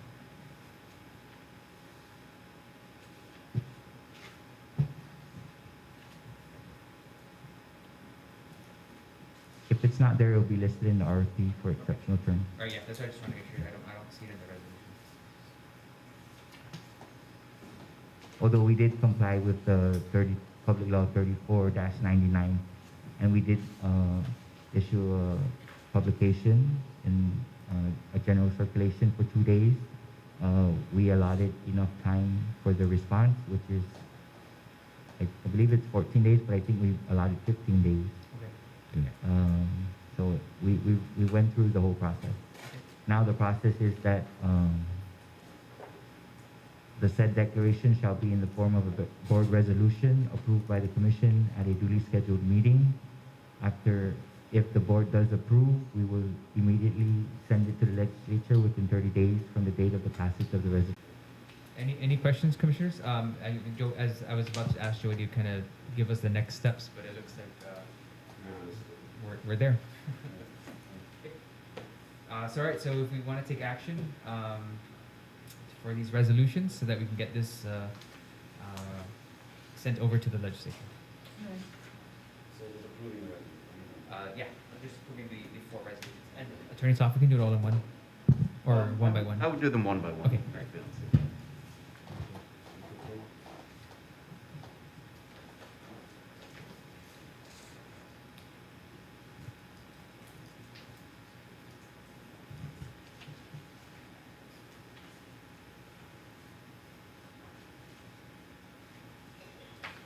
Yeah, as it's stated on the agenda.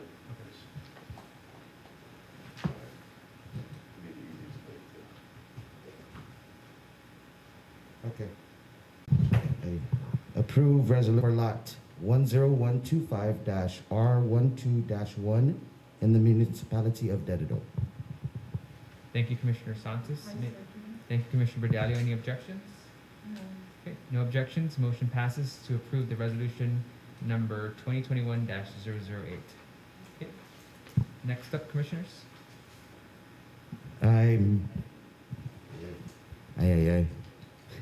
I'd make a motion to approve resolution of Jigo.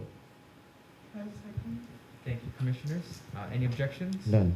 All right, no objections. Resolution number 2021-009 is approved. I make a resolution. I make a motion to approve resolution number 2021-010 for lot 17-1-1, block F, track 9 in the municipality of Barrigada. Thank you, Commissioner Sanchez. I second. Thank you, Commissioner Verdalia. Any objections? None. Okay, no objections. The motion passes to approve resolution number 2021-010.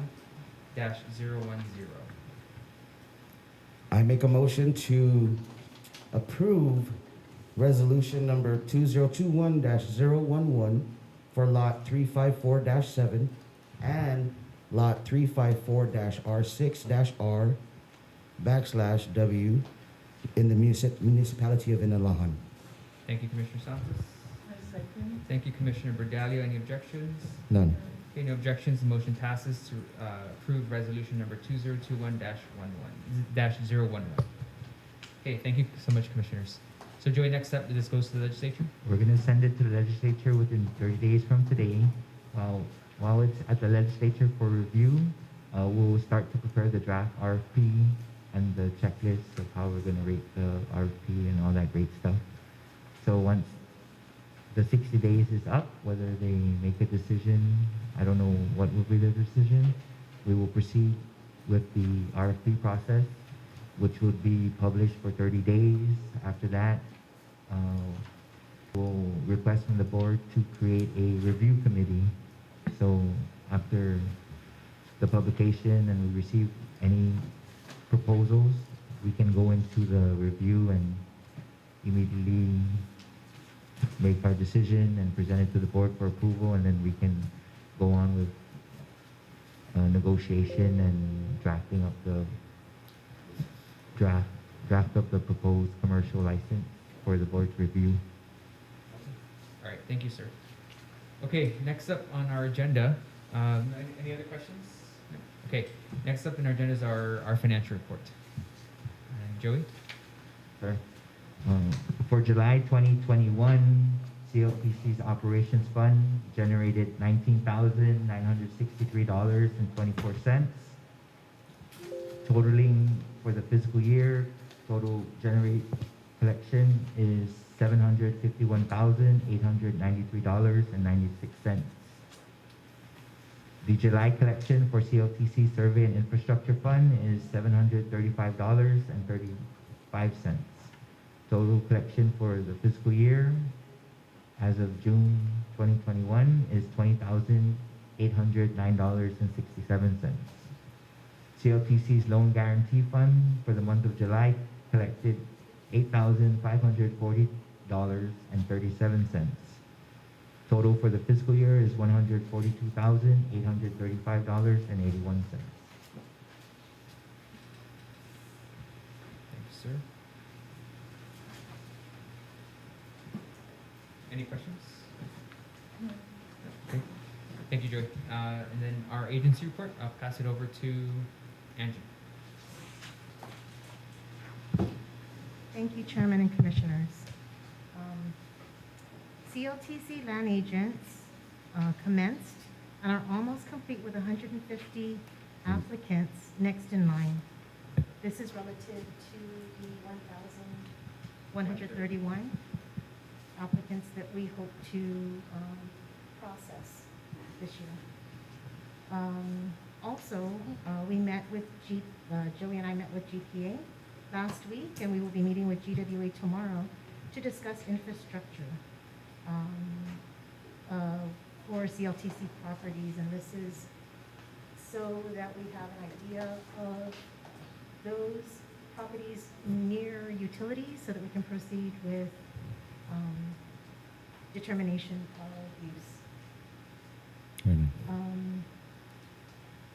The third item we'd like to report is that We also met with Bureau of Statistics and Plans regarding grants for infrastructure, and we will be submitting a proposal next week Good. to look into availability of grants. The last item that we want to report is on August 17, 2021, our Governor Lou Leon Guerrero signed Public Law number 36-46. This is with regards to submerged lands license agreement between CLTC and Telecom Holdings LLC, doing business as GTA, for the purpose of landing submarine cables at Alupang, Tamaning, Guam. This is something that we've been working on for a couple of years, and I'm very pleased to be here with, we will now work on the lease and present it to the board. So with that said, just for our commissioners, right, we may need another meeting to be able to address the lease. Okay. Just as a heads up. Yeah. And then the other thing too that I potentially depends. Hopefully. Hopefully, yeah. Okay. Depends, or maybe early next month. Okay. The other thing too that, as Andrew reported, right, so it's we had the staff, right, with Eileen kind of leading the charge on kind of who's next in line, right, and start processing those and at least getting through them and making contacts. So they've done a pretty good job. In 1 week, they were able to review all 131, I believe. I believe that number increased. Increase, right? So that now is like almost 187 total, right? Between agriculture and residential.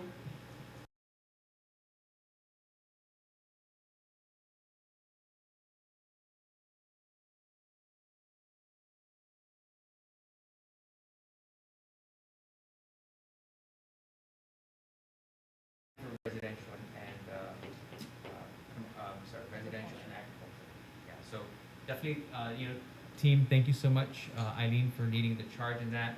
And then we look forward to the next steps in our September meeting. Yep. We should be able to present the next 150 plus applicants with addition to the properties that potentially may be leased by them. So we're going to present it as a packet. All right. Anything else, Angie, on that? How about I'm sorry, Attorney Toth, how about land registrations? How are we? I know I did see a note that one was filed. Yes. Just so like update our Lot 286 has been filed, and then I've also been in communication with Joey. The next in line to be registered. That's how we listed it. Awesome. Okay. How does do you have a number in our list? There's a lot of lots. It's a big list. Okay. The process will be kind of a combination of the priority and also which survey maps that we already have completed as well. Okay. So kind of combine and make the best use of what we already have as well. In addition to that, too, we're also inquiring about process server services. It may be more cost effective, and also the time difference between our process servers processing the documents or serving the documents versus private companies. They have a wider reach and better information system to get a hold of these people. Yeah. Makes sense. Okay. How- Any other questions? How's that going as far as reaching out and contacting the next on the list, right? Test. Yeah. Maybe I can have Miss Eileen kind of touch on that. Okay. Miss Eileen, you want to share just a little bit on what the team has gone through? Not necessarily the statistics per se, but just kind of what you guys have seen in the next the next. There was no contact. So how we were trying to reach them was, if the numbers are not working, we tried other ways with email, or if there were other contact numbers, or we tried also the mayor's office. I think when we were covering this, a lot of them were either numbers were no longer in service, and then there were some that we tried to reach out through mail, and then the mail got returned. So I think we did good with 151, and we were able to get a hold of 104. So, we are making some contact, Mm. and then, we have to just decide how we're going to approach, right, those that we can't make any contact, whether we do some, digital outreach, right? Right. Via some of the social media Right. means, but I think that's still kind of to be determined. Mhm. But, again, they divide and conquered, Mhm. and it was a good week of Right on. opening up the necks and minds. Yeah. That's good information just to state And for then the public. just to add on, another way that we were thinking, and the chair also brought it up, Joanna and I was mentioning, to put it in our Facebook page so that they Mhm. can get a hold of our office. That's another way of trying to contact our applicants. So we just need the board to approve that, then we can move forward. I don't think that's necessarily a board. I just think that's just coming up with a strategy and making Amongst sure that you, yeah. amongst yourselves, make sure that we're doing it. There's no PII information or things like that, right? As Mhm. best we can. Mhm. Right. Okay. Thank you. Understood. Thanks everybody. Yeah, thanks everybody. Other than that, amongst everything else, right? Again, we always have to take that into consideration, and how you guys kind of broke your day. So we really appreciate that, and really moving through this, and I think, if we put that same level of effort, all things being equal, I mean, we can really get through, a good chunk in the next before the end of the year. So I appreciate you guys' support on that. Any questions? Okay, and then lastly is our, I'm sorry, anything else, Angie? Okay, all right. Now, commissioners, any additional comments, thoughts, concerns? I think today was a really good meeting, and thank you guys for your very hard work. And Viva San Arlene. Yes, and we just to end off, happy birthday, Commissioner Berdali. All right, so time is 3:35. May I get a motion to adjourn? I'll make that motion to adjourn. Any objections? None. No objection, motion passes, 3:35, meeting adjourned. Thank you Viva. so much, everybody. Thank you. Thank you. We made it. Woo! 9-3.